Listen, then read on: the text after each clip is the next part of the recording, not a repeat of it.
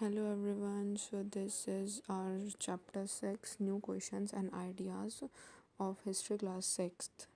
Okay, so let's start. So the chapter name itself is new questions and ideas. आपको भी बच्चों कैसे बहुत सारे क्वेश्चन होते होंगे, आइडियाज़ आते होंगे. सो द मतलब नाम ही चैप्टर का नाम ही क्या है, new question and ideas. So let us find out कि ये चैप्टर का नाम ही क्यों रखा गया ऐसा. ठीक है ना. सो यहाँ पे स्टार्ट होता है अनंग्स स्कूल ट्रिप. अनंग जो है स्कूल ट्रिप पे जाती है. This was the first time Anang was going on a school trip. तो ये इसका फर्स्ट टाइम था कि वो कहाँ जा रही थी, स्कूल ट्रिप पे जा रही थी. They boarded the train from Pune. मतलब पुणे से बोर्ड करते हैं उनकी ट्रेन नाइट में, late at night, to go all the way to Varanasi. कहाँ पर जा रहे थे वो, वे टू वाराणसी, उत्तर प्रदेश में जा रहे थे. ठीक है. Her mother who came to see her off at the station told the teacher. मतलब उसकी मदर जो उसे स्टेशन पे देखने आई थी वो उसे कहती है, do tell the children about the Buddha and take them to see Sarnath as well. तो उनकी जो मदर होती है बच्चे की, कौन, अनग, अनग की जो मदर होती है वो टीचर को बोलते हैं कि ना उन्हें ना बुद्धा के बारे में भी बताओ और उन्हें सारनाथ भी लेकर जाना. तो ये उनकी मदर बोलती हैं. So what do you think कि उन्होंने ऐसा क्यों बोला होगा. So let us find out through this chapter the story of Buddha, that is Buddha. ठीक है. So let us find out who is Buddha. Who is Buddha. ठीक है. Siddhartha also known as Gautam, the founder of Buddhism. Siddhartha जो कि जिन्हें गौतम के नाम से भी जाना जाता है, कौन है वो, फाउंडर है बुद्धिज़्म, रिलीजन बुद्धिज़्म के. ठीक है. Was born about 2500 years ago. 2500 साल पहले बॉर्न हुए थे, इनका जन्म हुआ था. This was a time of rapid change in the lives of people. ये ना टाइम था रैपिड चेंज का. ये मतलब टाइम क्या था, रैपिड चेंज का था. कैसे रैपिड चेंज हो रहे थे, मतलब जैसे आपने चैप्टर 5 में देखा कि कुछ किंग्स थे, वो महाजनपद के वो ग्रो कर रहे थे, वो पावरफुल होते जा रहे थे. महाजनपद भी ग्रो कर रहे थे. लाइक मगध के बारे में पढ़ा हमने, वज्जी के बारे में पढ़ा. ठीक है. और कुछ न्यू सिटीज़ डेवलप हो रही थी, लाइफ लोगों की चेंज हो रही थी इस पॉइंट पर आकर. ठीक है ना. विलेजेस जो है ना डेवलप हो रहे थे. मतलब जो थिंकर्स थे उस टाइम के, वो ना ट्राई कर रहे थे अंडरस्टैंड करने के लिए. मतलब वो समझ रहे थे चेंजेस को, सोसाइटी में जो भी चेंजेस हो रहे थे. They also wanted to try and find out the true meaning of life. अब वो ये भी चाहते थे कि वो एक्चुअल में असल मीनिंग जो है ना, वो ट्रू मीनिंग क्या है लाइफ का. ऐसे इतने चेंजेस आ रहे थे. हमने ना टाइम लाइन में देखा, पहले वैदिक पीरियड था, पहले फिर लेटर वैदिक पीरियड आया, फिर उसके बाद क्या ये महाजनपद वगैरह आए, फिर उसके बाद और किंग्स ऐसे हुए, और फिर अब हम और move forward to about Buddhism. Religion Buddhism grow कर रहा है अब यहाँ पे, तो उसके बारे में पढ़ेंगे हम. ठीक है. The Buddha belong to a small gana known as the Sakyagana. अब जो बुद्ध थे वो कौन से गण से, स्मॉल गण से बिलोंग करते थे, जिस जिस उस गण को क्या बोलेगा, Shakyagana. That is important, that can be asked in your exam. So और वो क्या थे, क्षत्रिय थे. कौन से वर्ण सिस्टम में क्षत्रिय हमने पढ़ा था, पहले ब्राह्मण था, second Kshatriya, third Vysya and fourth शूद्र. तो वो कौन थे, बुद्ध क्षत्रिय थे. ठीक है ना. वैन ही, और उनका हमने कुछ मतलब ड्यूटीज़ भी पढ़ी थी. जो क्षत्रिय थे वो प्रोटेक्ट करने वाले थे, यानी राजा होते थे जो प्रोटेक्ट करते थे कंट्री को. ठीक है. When he was a young man he left the comforts of his home. So what he did, जब वो यंग एज का था उसने लेफ्ट कर दिया था अपने कंफर्ट्स को. When he was a young man he left the comforts of his home in search of knowledge. मतलब नॉलेज के सर्च में, लाइफ क्या है उसको समझने के लिए उसने ना अपने सारे लाइफ के कंफर्ट को छोड़ दिया था, क्योंकि वो एक बहुत ही अमीर परिवार का था, यानी कि वो एक राजा का बेटा था. ठीक है. बट उसने despite having all the luxuries he left everything to know the meaning of life, to search in the search of knowledge. Okay. He wandered for several years. वो ना कई सालों तक घूमते रहे, मतलब काफ़ी सालों तक मीटिंग्स और होल्डिंग डिस्कशंस में विद अदर थिंकर्स जो थे. थिंकर्स कौन होते हैं, मतलब वो कुछ उनकी आइडियोलॉजी होती है, वो लाइफ को काइंड ऑफ समझने का जो प्रयास करते हैं वो थिंकर्स ही होते हैं. ठीक है. तो उनकी डिस्कशन करी उन्होंने उनके साथ ही, finally decided to find his own path. उन्होंने फिर क्या किया, अपना खुद का फाइंड आउट मतलब पाथ बनाया, कि मतलब वो समझ सके एक्चुअल में लाइफ क्या है. तो उन्होंने अपना रास्ता चुना खुद का, टू रियलाइजेशन, तो ताकि उन्हें रियलाइज़ हो सके, and meditated for days and उन्होंने मेडिटेशन किया बहुत ज़्यादा दिनों तक, और उन्होंने कहा मतलब he finally decided to find his own ways to realisation and meditated for days on and under a peepal tree. उन्होंने पीपल ट्री था बौद्ध में, तो यहाँ से भी क्वेश्चन आ सकता है उन्होंने मेडिटेशन कहाँ पे किया था, बोध गया में, बिहार में जो है पीपल ट्री के नीचे उन्होंने मेडिटेशन किया काफ़ी दिनों तक, वेयर ही अटेन एनलाइटमेंट, या उन्हें वहाँ पर ही नॉलेज की जो प्राप्ति हुई थी, अटेन एनलाइटमेंट मिली थी उन्हें सभी टाइप की, मतलब जिस चीज़ की वो सर्च में निकले थे वो उन्हें अब मिल चुका था, उन्हें समझ आ गया था कि लाइफ क्या है। सो वो और कहाँ समझ आया था, एनलाइटमेंट उन्हें कहाँ हुई थी, बौद्ध गया बिहार में, ठीक है। After that he was known as Buddha, उसके बाद उन्हें क्या समझा जाने लगा, बुद्ध, किस नाम से जाने लगा, बुद्ध के नाम से, और द वाइस वन, यानी कि वाइस वन जिसमें ज़्यादा दिमाग है, वाइस वन जो चालाक है, जिस बाद नॉलेज है वाइस वन, चालाक is not the good word for him. So या he then went to Sarnath near Varanasi, तो अब वो बौद्ध गया से कहाँ गए, Varanasi, he went to Sarnath, Sarnath में गए वो वाराणसी में, वाराणसी के पास, ठीक है। Where he taught for the first time, जहाँ पे उन्होंने ना फर्स्ट टाइम टॉट किया। तो ये भी क्वेश्चन है, एक तो फर्स्ट उन्हें एनलाइटमेंट कहाँ मिली, बौद्ध गया में पीपल ट्री के अंडर, बौद्ध गया में एनलाइटमेंट, ठीक है। सो that is important. And second, अब उन्होंने टीचिंग भी स्टार्ट करी, उन्होंने फर्स्ट लेसन अपना कहाँ पर दिया था, he went to Sarnath Varanasi, तो उन्होंने फर्स्ट टाइम वहाँ पे सारनाथ में टीचिंग करी थी।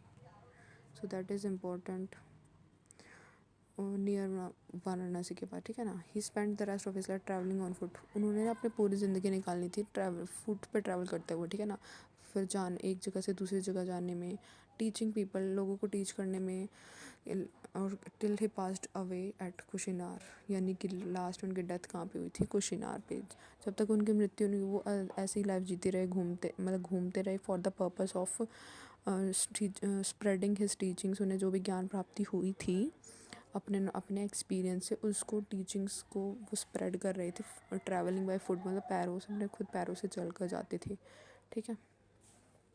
सो कुशिनार में उनकी डेथ हो गई थी, तो that is important as well. उसके बाद है the Buddha taught that life is, तो उन्होंने क्या मतलब क्या सिखाया, उन्होंने सिखाया कि जो लाइफ है हमारी, क्या है हमारी life, the life is full of suffering and unhappiness, जो हमारी लाइफ वो दुखों से भरी हुई है, मतलब बहुत सारा हमें पीड़ा को झेलना पड़ता है लाइफ में। This is caused because we have cravings and, और ऐसा क्यों होता है कि हमें दुखों का सामना करना पड़ता है, इतना ज़्यादा मतलब सफ़र करना पड़ता है, ऐसा क्यों होता है, तो मतलब ये इसलिए होता है कि हमारी जो क्रेविंग्स हैं, डिज़ायर, हमारी जो इच्छाएं हैं ज़्यादा पाने के लिए, कुछ भी जो हमारे एक्सपेक्टेशंस होती हैं, जो कि मतलब अनरियलिस्टिक एक्सपेक्टेशन होती है, जो कि फुलफ़िल भी नहीं हो सकती, जिसकी वजह से क्या होता है, हमें दुख मिलता है। Sometimes even if we get what we want, अगर हमें कुछ जो चीज़ चाहिए थी वो भी मिल जाता है, फिर भी हम क्या होते हैं, सेटिस्फाइड नहीं होते, एंड वांट हमें क्या होता है कि यार हमें और चीज़ मिल जाए, और चीज़ मिल, हम आपने आपको एक टॉय दिला, फिर आप सोचे नहीं वो भी मिल जाए, फिर दूसरा भी, तीसरा भी, चौथा भी, बट वो नेवर एंडिंग है, आप कितना भी ले लो, आपका कभी मन कभी जो है ना वो संतुष्ट नहीं होने वाला। तो ये टीचिंग दी बुद्धा ने, ठीक है। The Buddha described this as thrust, मतलब एक काइंड ऑफ भूख है हमारे अंदर, एक चीज़ों को पाने के लिए भूख, थ्रस्ट और तन्हा। He taught that this constant craving could be removed by, और उन्होंने फिर ये भी बताया कि ये जो कांस्टेंट हमारी क्रेविंग होती है चीज़ों को पाने के लिए, जो तड़प होती है, हम उसे कैसे रिमूव कर सकते हैं, फॉलोइंग मॉडरेशन इन एवरीथिंग, हर चीज़ में ना मतलब मेडियोकर काइंड ऑफ मॉडरेशन में, हर ना तो चीज़ को ज़्यादा लो ना बिल्कुल ही कम लो, यानी हमें भूख लग रही है कोई चीज़, मतलब कि हमें पिज़्ज़ा खाना है, तो ना तो उसके लिए ज़्यादा क्रेविंग हो कि बिल्कुल ही छोड़ दो, ये भी नहीं करना, और या फिर ये भी नहीं करना कि ज़्यादा बिल्कुल खाते रहो। मॉडरेशन में हमें चीज़ों को कंज्यूम करना होगा, ताकि हमारे जो दुखों का जो वो है अल्टीमेट जो सोर्स है वो कम होता जाए, ठीक है ना। उन्होंने फिर ये अपना सजेशन दिया काइंड ऑफ, ठीक है, उन्होंने टॉट किया ये, ठीक है ना. He also taught people to be kind. और उन्होंने क्या टॉट किया, पीपल टू बी काइंड, दयालु हो लोग और रिस्पेक्ट करें लोगों, दूसरे लोगों के जीवन को भी रिस्पेक्ट करें, ठीक है ना. और इसमें कौन भी इंक्लूडेड थे, एनिमल्स को. He believe that the result of our actions. और उन्होंने क्या बिलीव किया, जो हमारे एक्शंस का जो रिजल्ट है कॉल्ड कर्मा, जो हमारे एक्शंस का जो रिज़ल्ट है वो हमें अफेक्ट करता है. बहुत हमारी हर लाइफ में हमें ये क्या करता है, अफेक्ट करता है. इस लाइफ में भी, अगली लाइफ में जो हम अभी एक्शंस कर रहे हैं उसका रिज़ल्ट बन रहा है काइंड ऑफ, ठीक है. तो जो हमें अफेक्ट करेगा, ठीक है. So the Buddha taught in his language of the ordinary people Prakrit. तो बुद्ध ने क्या किया, किस में लैंग्वेज में टीच किया था, ऑर्डिनरी पीपल की लैंग्वेज में, दैट इज़ प्राकृत में टीच किया था. So that everybody could understand this message. तो इसमें आपने क्या देखा, इसमें वन सिस्टम की तरह कोई भी काइंड ऑफ डिस्क्रिमिनेशन नहीं था. जहाँ पे आपने देखा था शूद्र, वुमेन, स्लेव्स, इनके साथ क्या क्या जा रहा था, डिस्क्रिमिनेशन था. उन्हें ना तो टीचिंग्स मिल रही थी, ना वो स्टडी कर सकते थे, ना वो डिसीजन मेकिंग में उनका कोई इम्पोर्टेंट रोल था. बट यहाँ उन्होंने, बुद्धा ने ये सब इन सब चीज़ों को देखते हुए क्या किया, जो लैंग्वेजेस टीचिंग के लिए चुनी थी वो थी प्राकृत, जो जिसे सब लोग जानते थे, ठीक है ना, जिसे सब समझ सकते थे. सो या what was the language composed. अब आपको ये क्वेश्चन है आपके लिए, व्हाट वाज द लैंग्वेज, जो वेदास को कंपोज करने के लिए कौन सी लैंग्वेज थी. तो आपको ये बताना होगा, that is Sanskrit. Okay. He also encouraged people to think for themselves rather than to simply accept what he said. उन्होंने ना encourage करा लोगों को कि उन्होंने क्या एक्सेप्ट किया, मतलब encourage किया. He also encouraged people to think for them. अपने बारे में सोचो, ना कि simply accept कर लो जो उन्होंने मतलब बोला है. तो उन्होंने ये बोला था कि सिंपली जो भी बताया उन्हें फॉलो करने के लिए, उन्हें खुद सोचना चाहिए कि टीचिंग्स के बारे में, ठीक है ना. और लेट अस सी उन्होंने ऐसा कैसे किया. यहाँ पे ना एक बहुत इंटरेस्टिंग स्टोरी दी गई है किसा गौतमी की. So I want you all to read this story and learn from it. और मेरे को बताना कि आपने क्या सीखा. चलो let's read this. So here is a famous story about Buddha के बारे में एक स्टोरी बताई गई है, ठीक है. Once there was a woman named Kisa Gautami. क्या नाम था उनका, किसा गौतमी की नाम की एक वुमन थी. Whose son had died. उनका जो सन था उनकी मृत्यु हो गई थी, ठीक है. She was so sad that she roamed through the streets of the city carrying the child. वो ना बच्चे को मतलब अपने हाथों में लेकर स्ट्रीट्स में, गलियों में घूम रही थी बस, कि उसे अपने बच्चे की जान वापस मिल जाए, ठीक है ना. मतलब with her asking for help to bring him back to life. मतलब हेल्प मांग रही थी लोगों से कि उनको इसको दोबारा लाइफ मिल जाए, कुछ ऐसा कर दो. तो एक काइंड मैन आया, उसने ना वो ना उसे बुद्धा के पास ले गए. क्या क्या किया उन्होंने, बुद्ध के पास वो ले गए. तो फिर बुद्ध बोले, the Buddha said bring me a handful of mustard seeds. उन्होंने मस्टर्ड सीड का हैंडफुल ऑफ मस्टर्ड, सरसों के दाने मांगे, मतलब, ठीक है ना, कि एक मुट्ठी में ना सरसों के दाने ले आओ और ना फिर ना तुम्हारे बच्चे को ना वापस मिल जाएगी लाइफ. तो फिर किसा गौतमी ना बहुत खुश हो गई कि अरे वाह, मेरे बच्चे को लाइफ फिर से मिल जाएगी. वो खुशी से पागल हो गई. He was overjoyed and started off at a once. But फिर क्या बोलते हैं, but the Buddha gently stopped her. फिर जेंटली बुद्धा ने रोका कि रुको. उन्होंने फिर ऐड किया ये कि the seeds must come from the house of a family where nobody has died. तो ऐसी फैमिली से सीड लेकर आना है जहाँ, जिस फैमिली में किसी की भी डेथ ना हुई हो. सो किसा गौतमी अब क्या करती है, वो जाती है फाइंड आउट करने कि क्या कोई उसे, क्या आपको क्या लगता है कि ऐसा कोई घर उसे मिल जाएगा जिसमें किसी की भी डेथ ना हुई हो. Is it possible. So let us find out. Kisa Gotami went from door to door. Kisa Gautami क्या करती है, डोर टू डोर जाती है, दरवाजे से दरवाजा, मतलब दर दर की ठोकरें खाती है वो. But wherever she went, she found out that someone or the other, father, mother, sister, brother, husband, wife, child, uncle, aunt, grandfather, grandmother had died. तो उसने ये फाइंड आउट किया कि हर फैमिली में, मतलब किसी के भाई की, बहन की, मदर की, फादर की, हस्बैंड, वाइफ, सब, मतलब किसी ना किसी की डेथ हुई हुई थी. तो मतलब फिर what do think what was Buddha trying to teach the sorrowing, मतलब वो उस मदर को क्या सिखाने का ट्राई कर रहे थे वो जो मतलब थे बुद्ध। सो इससे ये पता लगता है जो डेथ है ना वो मतलब ये होनी ही है, इसे कोई रोक नहीं सकता। सो ये टीचिंग उन्होंने दी एंड आपको भी बताना कि वो उन्होंने क्या ट्राई किया होगा टीच करने का। एंड उसके बाद जो है ना उनकी जो उस लेडी को है ना मतलब रियलाइज़ हुआ कि ये जो है ये तो होना ही था, इसे कोई नहीं रोक सकता, डेथ को कोई नहीं रोक सकता।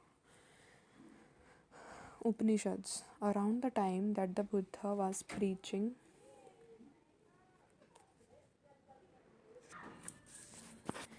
so let's move forward. This is Upanishads. So let us read about what is Upanishad. Around the time that Buddha was preaching, and perhaps a little earlier, other thinkers also tried to find answers to difficult questions. तो मतलब जब Buddha preach कर रहे थे, teaching कर रहे थे, find out कर रहे थे, तो फिर क्या हुआ, ए लिटल उससे भी पहले क्या था ना, अदर थिंकर जो थे ना वो भी सॉल्व करना चाहते थे इस डिफ़िकल्ट क्वेश्चन को, लाइफ को समझना पाते थे। तो फिर some of them wanted to know about life after death. तो उनमें से कुछ जो थे ना वो जानना चाहते थे लाइफ आफ्टर डेथ क्या है, डेथ के बाद क्या है। तो others wanted to know why sacrifices should be performed. तो वो कुछ ये जानना चाहते थे कि कुछ जो सेक्रीफाइसेस है वो क्यों परफॉर्म किए जाने चाहिए। Many of the thinkers felt that there was something permanent in that. कुछ जो थिंकर थे उन्होंने ना ये भी फील किया कि ना इस यूनिवर्स में ना कुछ चीज़ तो है ना वो परमानेंट है। लाइक मान लिया कि बॉडी जो है ना हमारी वो तो एक दिन ख़त्म हो ही जाएगी, ठीक है, but something is there is that is permanent, that would last even after that, जो कि ना डेथ के बाद भी लास्ट करेगी वो चीज़। तो दे डिस्क्राइब्ड, तो उन्होंने इस चीज़ का आंसर फाइंड आउट किया क्या। So they describe this as an atman और द इंडिविजुअल सोल। तो उन्होंने इस चीज़ को क्या डिस्क्राइब किया था, आत्मन या फिर इंडिविजुअल सोल्स और द ब्रह्मन। तो हमारी सोल जो है ना उसकी कभी डेथ नहीं होती, कि वो इस कंक्लूजन पर पहुँचे थे कि जो सोल है ना वो कभी उसके एंड नहीं होने वाला, वो डेथ के बाद भी रहेगी। तो उसे उन्होंने क्या नाम दिया था, ब्रह्मन और आत्मन, जो कि सेम चीज़ थी, that is soul, Brahman. Sorry for the writing but I hope you understood this. And atman, ठीक है। Say they believe they ultimately both atman and Brahman were one. हाँ तो यही सेम बात है। Many of their ideas were recorded in the Upanishads. तो उनके जो आइडियाज़ थे ना वो उपनिषद में रिकॉर्ड किए गए थे। These were part in the latter Vedic text. These जो कि ना लेटर वैदिक टेक्स्ट के पार्ट हैं। Upanishad literally mean approaching. Upanishad का क्या मीन है, अप्रोचिंग एंड सिटिंग नियर। हाँ तो उपनिषद का क्या मतलब हुआ, अप्रोचिंग, या क्या लिखा, approaching, sorry let me drop it. So Upanishad का क्या मतलब था, अप्रोचिंग एंड सिटिंग नियर। तो उस टेक्स्ट में क्या होता था, text contain conversation between teachers and student और इसमें यह था कि स्टूडेंट जो है ना वो क्वेश्चन पूछता था, टीचर जो उसका आंसर करता था। तो एक कॉन्वर्सेशन के फॉर्म में ये जो थे ना ये उपनिषद को लिखा गया था। Often ideas were presented through simple dialogues. Simple dialogues के थ्रू में आइडियाज़ को प्रेजेंट किया गया था। Most Upanishadic thinkers were men, especially Brahmins and rajas. जो मोस्टली उपनिषद जो थिंकर्स थे ना वो मेन थे, और कौन थे उसमें, ब्राह्मण थे और राजा थे। Occasionally there is mention of women thinkers. मतलब कभी कभार यहाँ पे कभी कभी वुमेन को भी man as a thinker mention किया गया। उसके कौन, यहाँ पे ये क्वेश्चन इंपॉर्टेंट है कि वुमेन जो थी वो कौन थी, वुमेन थिंकर्स कौन थी, सच एस गार्गी जो कि वुमेन थिंकर थी, who was famous for her learning, जो कि अपनी लर्निंग के लिए फेमस थी, ठीक है। And participated in debates. उन्होंने डिबेट्स में भी पार्टिसिपेट किया था जो कि रॉयल कोर्ट्स में हुई थी, जो राजाओं के जो रॉयल कोर्ट होते थे ना, सभा जो होती थी उनमें उन्होंने पार्टिसिपेट किया था। Poor people really took part in this discussions. तो जो गरीब लोग थे, जो गरीब तबका था समाज का, वो उन्होंने कभी पार्ट नहीं लिया, रेयरली उन्होंने कभी डिस्कशन में पार्टिसिपेट किया था। One famous exception was Satyakam Jabala.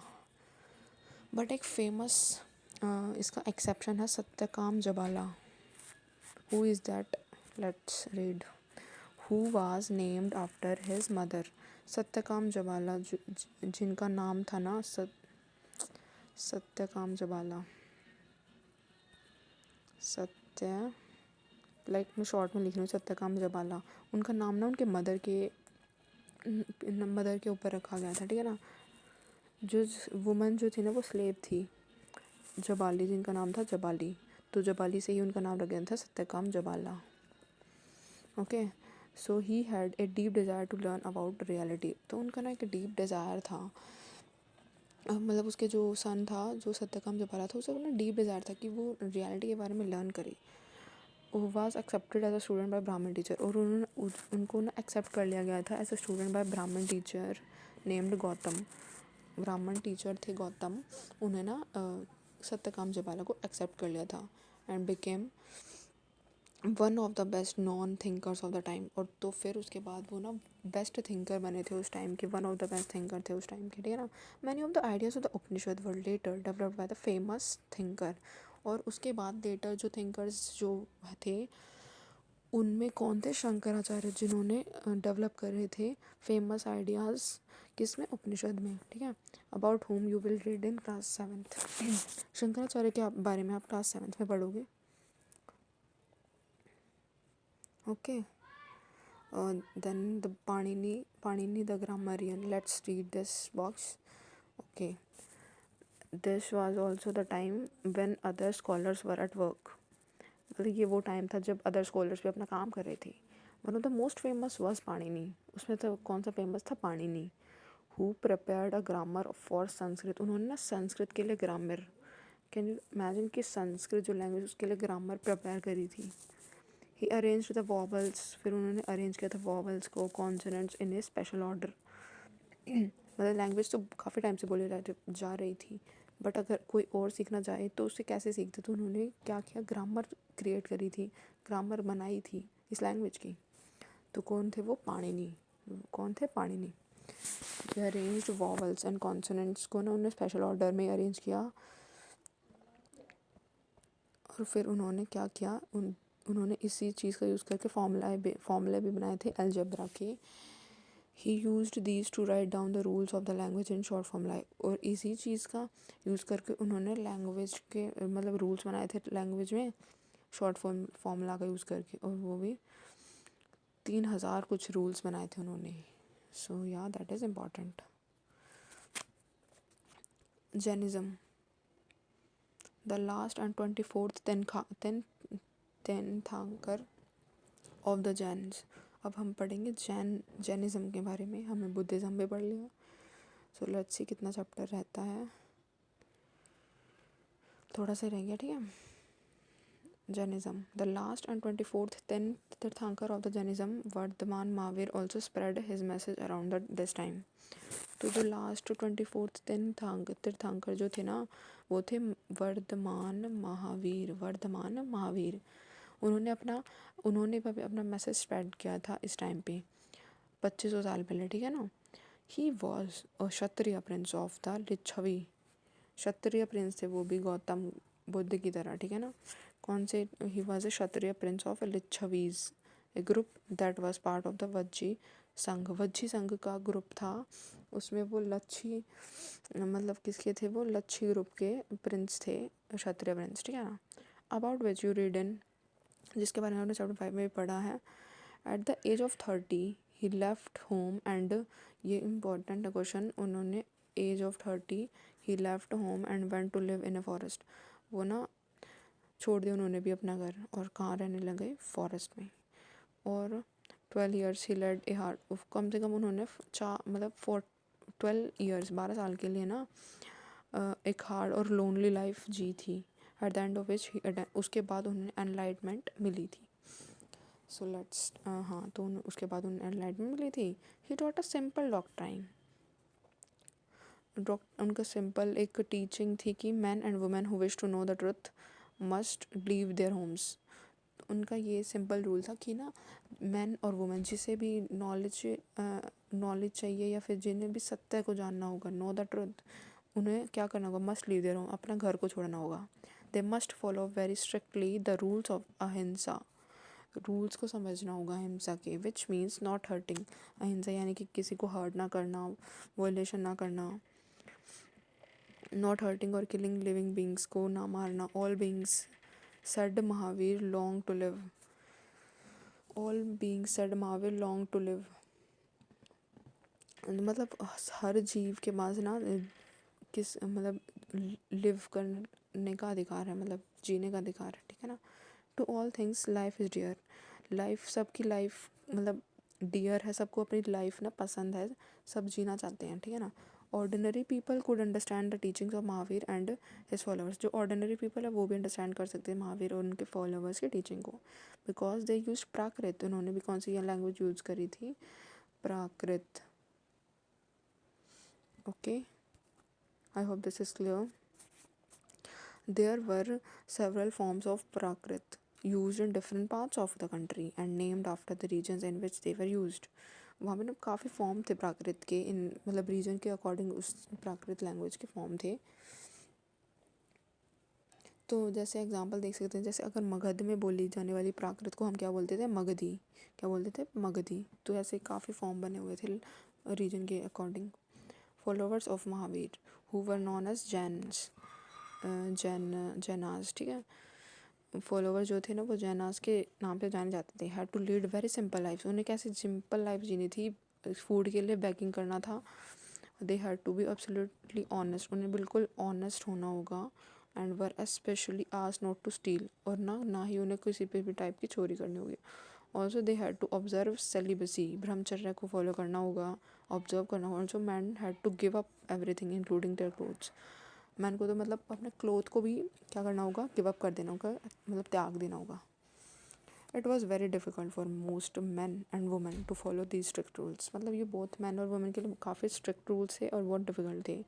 Never the less thousands left their homes, फिर भी डिफ़िकल्टी होने के बाद भी हज़ारों लोगों ने अपने घर छोड़ दिए। Left the their homes to learn and teach this new way of life, और इस न्यू वे ऑफ लाइफ को उन्होंने एक्सेप्ट किया।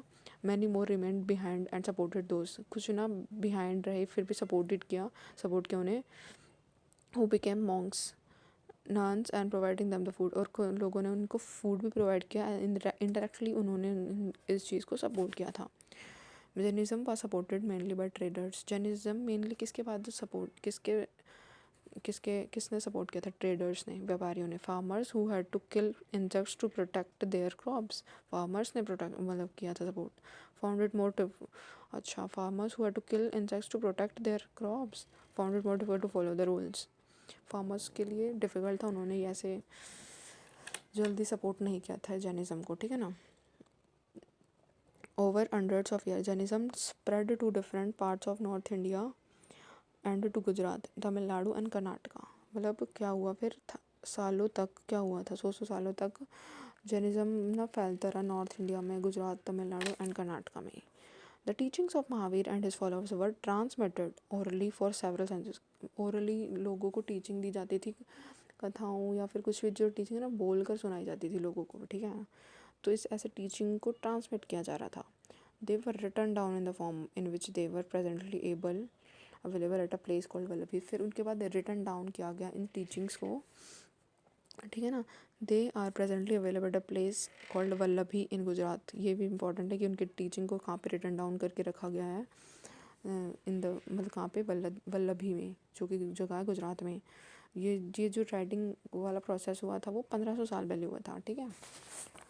संघ, द संघ, both the Mahavir and the Buddha felt that only those who left their homes could gain true knowledge, मतलब इन दोनों में अब हमने जो देखा बुद्ध और महावीर, क्या चीज़ कॉमन थी, उन्होंने की ये कॉमन चीज़ थी कि अगर उन्होंने ना ट्रू नॉलेज चाहिए ना, सच्ची जो नॉलेज है उसको चाहिए, उसे प्राप्त करना है तो अपने घरों को छोड़ना होगा, left the homes, okay.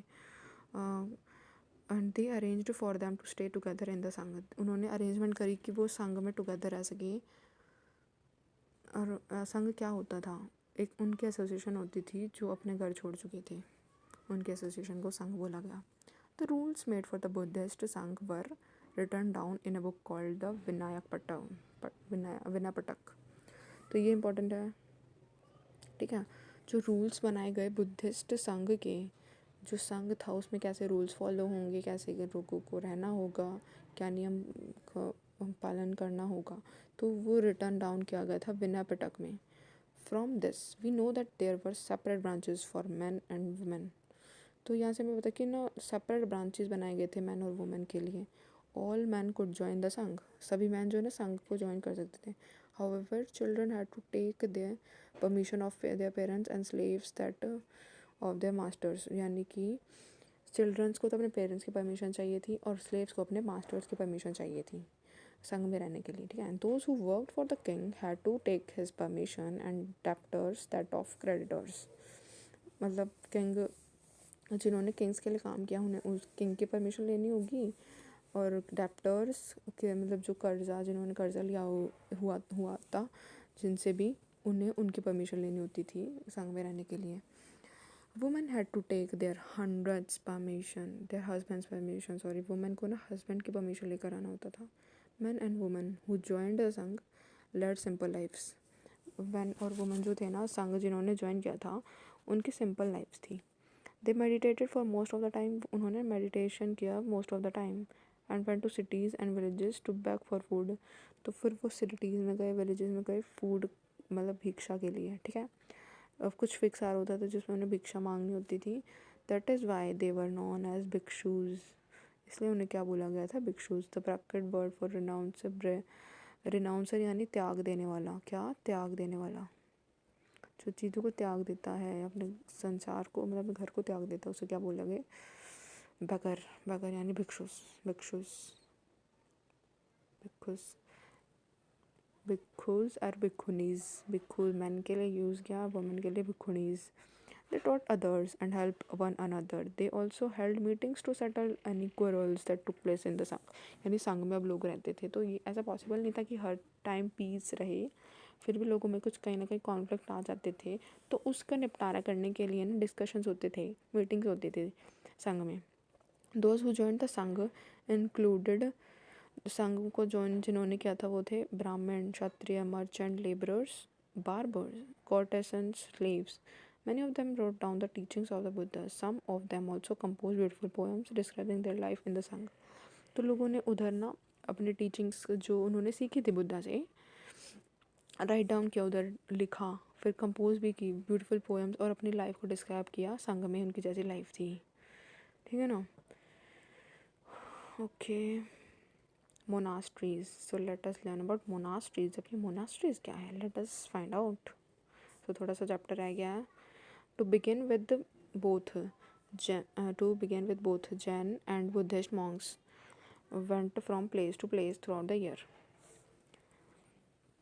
Buddhist Monks थे जो ना वो एक जगह से दूसरी जगह जा रहे थे, मतलब थ्रू आउट पूरे साल में, ठीक है, टीचिंग पीपल, लोगों को टीच करने के लिए. The only time they stayed in one place was during the rainy season. मतलब ये जो मोनास्ट्रीज हैं ये टाइम टू टाइम उन अपनी लोकेशन अब बदलते रहते थे ताकि वो अपनी टीचिंग स्प्रेड कर सकें. बट एक ही सीज़न था जहाँ पे वो स्टे करते थे, वो था रेनी सीज़न में. When it was very difficult, क्योंकि ना जब ट्रैवल करना बहुत डिफिकल्ट हो जाता था. Then their supporters build temporary shelters for them in gardens. तो तब उन्होंने सपोर्टर्स ने क्या करा था, टेम्पररी शेल्टर्स बिल्ड करे थे गार्डन्स पे, और they lived in natural caves in hilly areas. तो वो कुछ नेचुरल केव्स गुफाओं में रहे थे और हिली एरियाज़ में जो थी कुछ गार्डन्स में रहे, ठीक है. As they went on many supporters of the monks and nuns and they themselves felt sorry as they went on many supporters of the monks and nuns and they themselves felt the need for more permanent shelters and so monasteries were built. तब जब अभी और आगे जो चीज़ हो रही थी, like supporters आ रहे थे, मॉन्क्स आ रहे थे, नन्स यानी जो फीमेल सपोर्टर्स थी, उन्होंने क्या फ़ील हुआ कि एक परमानेंट शेल्टर की नीड फील हुई उन्हें कि एक परमानेंट होना चाहिए ठिकाना जहाँ पर वो अपने जो है नॉलेज गेन कर सके ट्रुथ के बारे में. So monasteries were built. These were known as viharas. तो जो परमानेंट मोनास्ट्रीज जो थी वो क्या थे, विहार. क्या नाम बोला गया था, vihara. Repeat after me, that is vihara. The earliest viharas were made of wood. तो जो अर्लीस्ट विहार थे वो किस चीज़ के बने थे, वुड के. Okay. And then of bricks. फिर उसके बाद ब्रिक्स के बनाए जाने लगे. Some even in the caves. कुछ ना केव्स में, गुफाओं में भी थे. कुछ हिल से डग आउट किया गया, specially in western India. Okay. Buddhist text tells us Just as the waters of rivers lose their names and separateness when they flow into the almighty ocean, so are Varna or ranks and family forgotten when the followers of the Buddha join the order of monks. तो ये कुछ एक text दिया गया है Buddhism के बारे में कि जैसे वाटर जो रिवर से जब वो लूज़ होता है और ओशन में जाके मिल जाता है तो क्या फ़ील करता है, वो सेपरेटनेस फील करता है जब ओशन में जाता है। तो ऐसा ही है कि जब एक इंसान उनके बुद्धिज़्म मॉन्क कुछ बनना चाहेगा तो उसे अपना घर परिवार सब भूल कर मतलब उन्हें ज्वाइन करना होता था। Very often the land on which the Vihar was built was donated bye a rich merchant. तो अब किस लैंड पर वो विहार बनाते थे, उन्हें वो लैंड कहाँ से मिलती थी, दैट वाज वो डोनेटेड लैंड ही मिल उनके पास एकमात्र सोर्स था, या कोई राजा खुश होकर उन्हें कोई लैंड देते, तो ये चीज़ थी। तो build was donated bye a rich merchant और ए लैंड ओनर, या तो लैंड ओनर या फिर कोई राजा या फिर कोई रिच मर्चेंट उन्हें लैंड देते थे तो वो वहाँ पर विहार बनता था। The local people came with local people जो थे ना वो गिफ्ट लेकर आते थे, food clothing medicine for the monks and nuns. मतलब मॉन्क्स एंड नन्स के लिए क्या लाते थे मॉन्क्स एंड नन के लिए clothing medicine and everything of essentials लेकर आते थे। In return they taught the people over the centuries. उन्होंने ना इन रिटर्न मतलब पीपल लोगों को ना सिखाया सेंचुरीज तक, 100 सालों तक ये चलता रहा। Buddhism spread to many parts of the subcontinent and beyond. मतलब बुद्धिज़्म काफ़ी इंडिया में काफ़ी फैला और उसके बियॉन्ड भी काफ़ी कंट्रीज़ में फैला।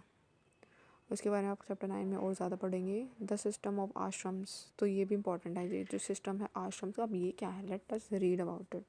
सो लेट्स द कलर का चेंज करते हैं अभी इसका। Let's take pink colour. Around the time when Jainism and Buddhism were becoming popular, Brahmins developed the system of ashrams. तो जब ना ये टाइम था कि जैनिज़्म और बुद्धिज़्म जो है ना वो पॉपुलर हो रहे थे, तो ना Brahmins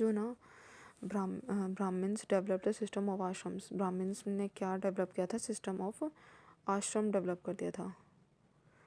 here the word ashram does not mean a place where people live and, तो मतलब आश्रम का आपने सुना होगा कि लोग जहाँ पर रहते हैं या मेडिटेट करते हैं, नहीं, बट आश्रम का मीनिंग यहाँ पे डिफरेंट है। इसका मतलब ये था कि it is use instead of a stage of life. कुछ स्टेजेस होती हैं लाइफ की, पूरा लाइफ स्पैन जो होती है हमारी, उसमें लाइफ की स्टेजेस बनी होती है, उस स्टेजेस को रिप्रेजेंट करने के लिए आश्रम वर्ड यूज़ किया गया। क्या वर्ड यूज़ किया गया, आश्रम। 4 आश्रम्स वर रिकॉग्नाइज, इसमें ना 4 आश्रम रिकॉग्नाइज किए गए थे, दैट इज़ ब्रह्मचर्य, गृहस्थ, वानप्रस्थ, संन्यास। समझे आप क्या था, ब्रह्मचर्य, रिपीट आफ्टर मी, ब्रह्मचर्य, गृहस्थ, वानप्रस्थ, संन्यास। ठीक है, तो ये कुछ 4 स्टेजेस थे लाइफ के जिन्हें आश्रम बोला गया। फिर क्या था, ब्राह्मण, क्षत्रिय and Vysya men were expected to lead simple lives and study the Vedas during the early years of their life. ब्रह्मचर्य यही था कि they had to marry and live as householders. ब्रह्मचर्य में क्या था कि सिंपल लाइफ जीनी है, ठीक है, और फिर अर्ली लाइफ में ब्रह्मचर्य, फिर उसके बाद then they had to marry and live as householders, यानी कि गृहस्थ, उसके बाद मैरी करनी है, उन्हें शादी करनी है, गृहस्थ। Then they had to live in the forest and meditate, वानप्रस्थ यानी जंगल वन। उसके बाद finally they had to give up everything and become sannyasi, फिर उन्हें ना सन्यासी बन जाना है, सब कुछ को सब चीज़ छोड़ देनी है। The system of ashrams allowed man to spend some part of their lives in meditations. मतलब इस सिस्टम में ना लोगों की लाइफ को ना अलाउ किया गया था लोगों को कि वो कुछ अपना टाइम लाइफ के स्पैन जो है ना वो मेडिटेशन में लगा सकते थे। बट जो वुमेन थी ना वो उनको अलाउ नहीं किया गया था कि वो वेदास को पढ़े,